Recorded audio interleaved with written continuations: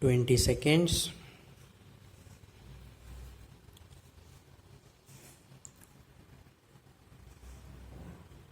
Be ready. 10 seconds.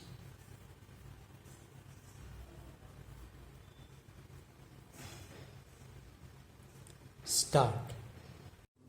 The next question that I would like to deal with is the paragraph in the President's address relating to the progress made in our economy, in our agriculture sector, in our industrial sector, in our foreign trade, etc. Sir, you were pleased to read out to us a very large list of the achievements of the Congress government during the last decade and the important targets which have been achieved during the last 10 years of our planned economy. You also mentioned the question of increase in food production, increase in the production of agricultural commodities, etc. Fortunately, sir, here we have in our midst the ex-deputy chairman of the Planning Commission, Shri V.T. Krishnamachari, who has addressed a number of meetings and seminars in New Delhi recently, drawing our attention to the weakness in our agricultural sector. If the press reports are correct, in one seminar he mentioned that even if all the targets of the third 5-year plan are achieved, still at the end of the third 5-year plan period, we may be facing a serious situation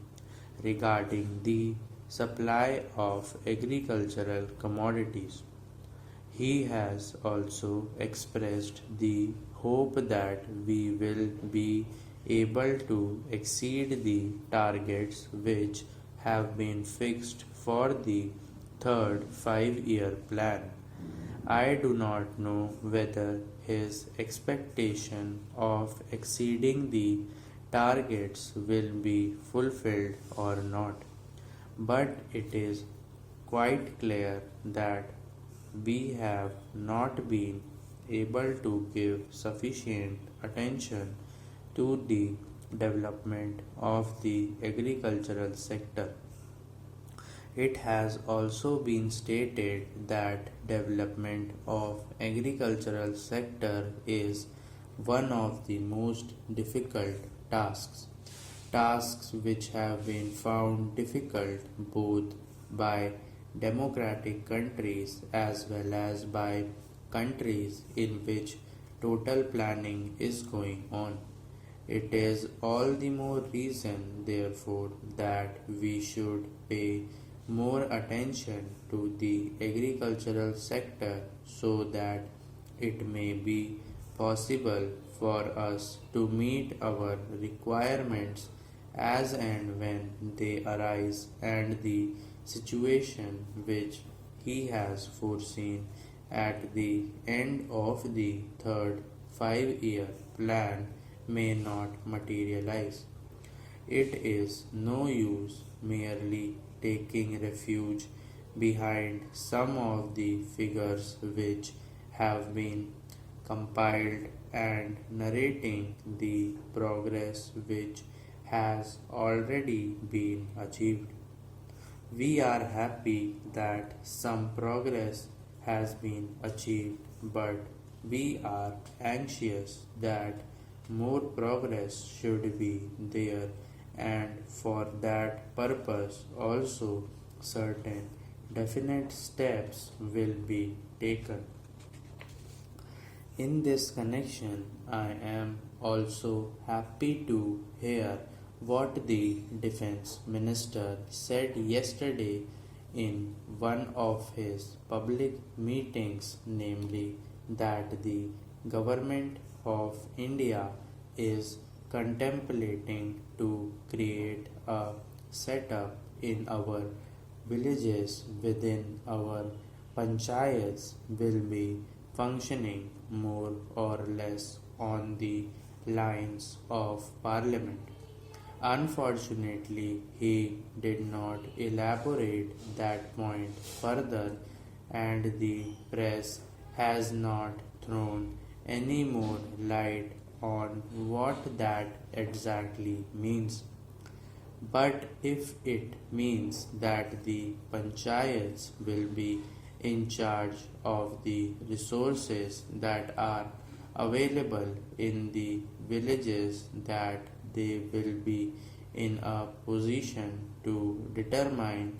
how best the productive efforts in the villages are to be directed, and in what direction determine what targets are to be achieved, and when the production is there and there is a surplus to be exchanged with other centers in the country, that the panchayats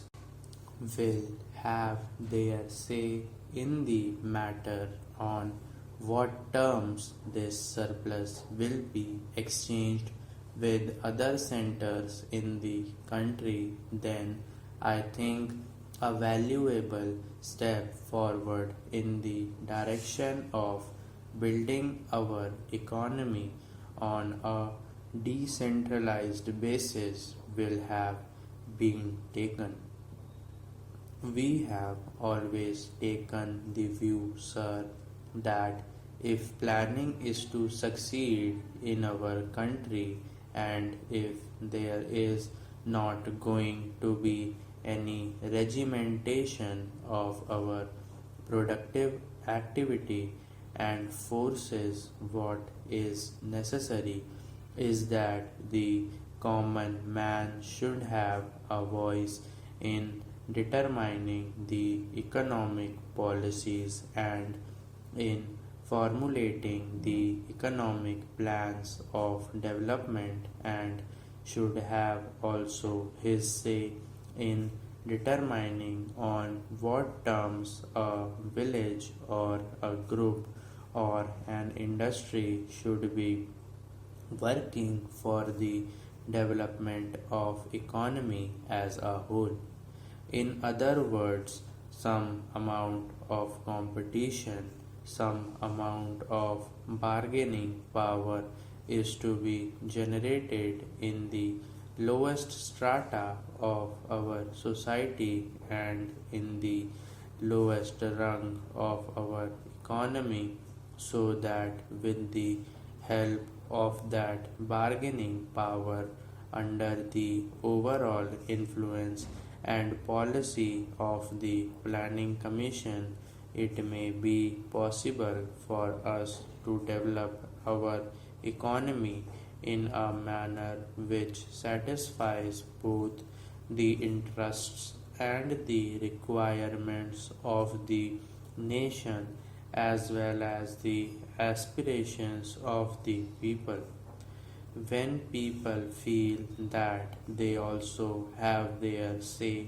in the formulation of policies and programs, and that such policies and programs are not something which is dictated from New Delhi, but are those which have been worked out by their own efforts and as a result of their own deliberations. To that extent, these plans are a part of their efforts in the development of their regions, of their own crafts, their own industries, and their own skills.